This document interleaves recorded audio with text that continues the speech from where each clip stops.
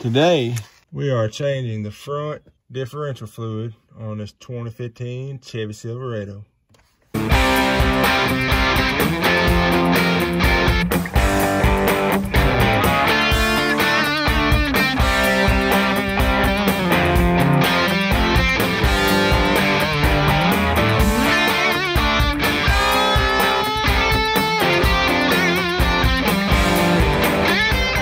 What you're gonna need is 80-90 gear oil. I just use conventional Napa for the front diff. No more than you use four-wheel drive. I mean, I guess if you want to use four-wheel drive a lot, sure you can go synthetic, but obviously 3/8 ratchet, 15 mil and a 10 mil for the plastic cover under there, and generally 3/8 just for your drain plug. Now your fill plug, I have to look in a second. I'm not sure if it's, I think it may be a 15, but we'll look in a second and I'll tell you what size the fill plug is. Of course, your drain pan in a rag probably, and I use a little brake clean just to clean everything up afterwards. But we'll get under there, show you about that that plastic cover if you have one. So this is the plastic cover I was just talking about. You may or may not have one. You probably do. Most of them probably have them, but anyway, there's some bigger 15 millimeter, the bolts up here. These you don't have to worry about because there's a hole cut in the plastic. But then there's these 10 millimeters. I think there's like 4 or 5 back here you got to take down. If I ain't mistaken, these are the only two 15 millimeters. So let me get this dropped down real quick so you can get to the front differential. It's right up in here. Also, I'm looking at the back of the truck right now. And your drain plug is going to be on the driver's side. If you're up under the front of the truck, it's going to be on your driver's side, and that's the back of the truck. So there's 4 10 millimeters and 2 15.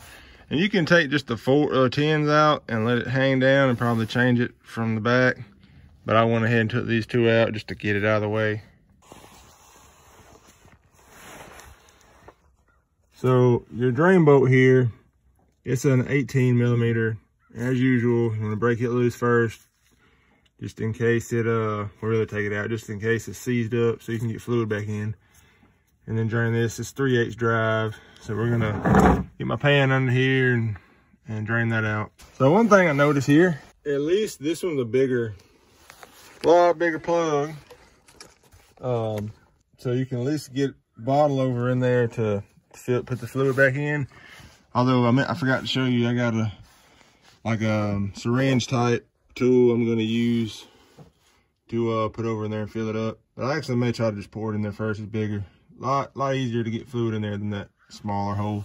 It also has a rubber kind of a seal on there, helps seal it off. So you just get it snug when you put it back on. Of course, it's good to rub a little bit of fluid around the rubber so it doesn't tear when you tighten it down, which I will be doing.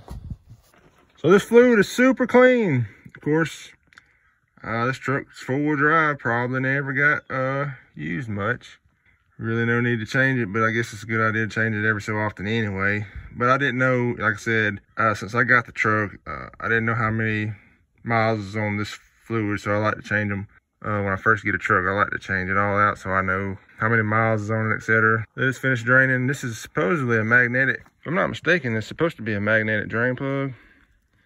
And it is. It's just, man, it won't focus for some reason or another.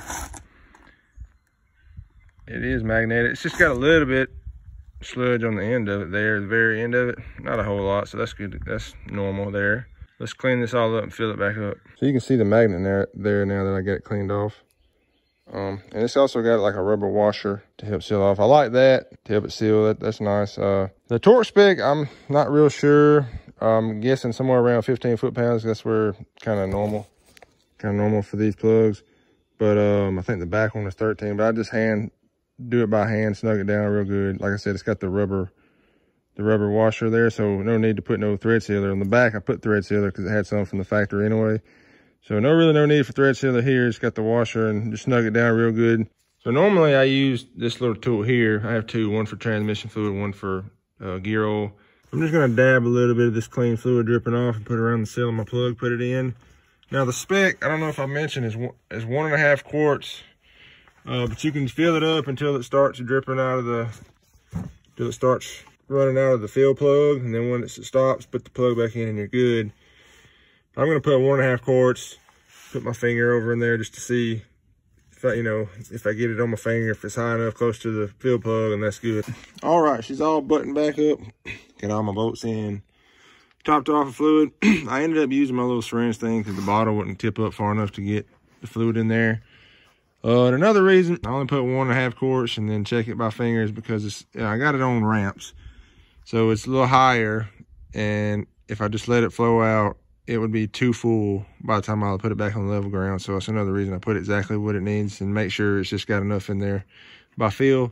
But that's it. Time to get my tools cleaned up, and that's gonna be it for this one.